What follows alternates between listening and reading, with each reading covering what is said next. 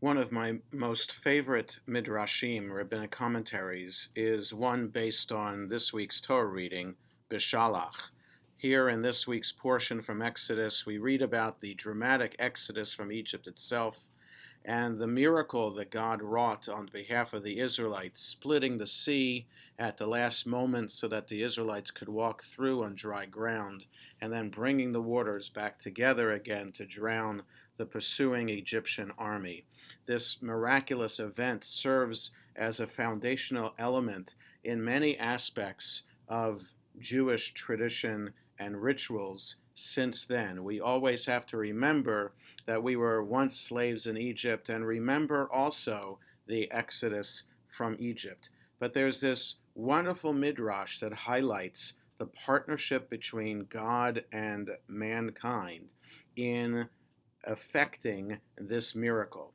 In other words, according to the Torah, it seems that God is the only one involved in this great wonder and miracle. But according to the Midrash, it was actually one man, not Moses, but the head of the tribe of Judah, Nachshon ben Aminadav, Nachshon the son of Aminadav, who enabled the miracle to take place. As the Israelites are gathered at the shore of the sea and they hear the hoofbeats of the Egyptian army and their horses and chariots chasing after them, the people are stuck and paralyzed at that moment. What are they going to do? They cry out to Moses, "Help us, save us."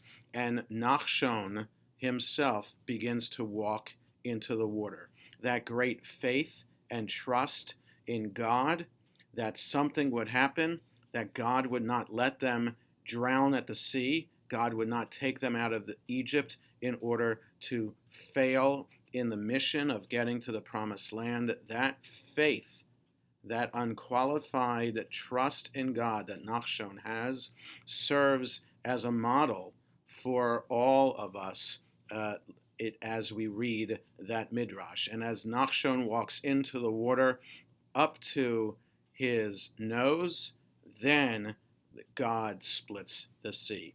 That is a remarkable midrash, and today is Martin Luther King Day, a day in which we remember the work of this great man and leader of America, a force for change and for good, that we understand from Nachshon and Reverend Martin Luther King that miracles only happen when we work in partnership with God. We have to be proactive in the force for mitzvot and the force for good in the world. Shabbat Shalom.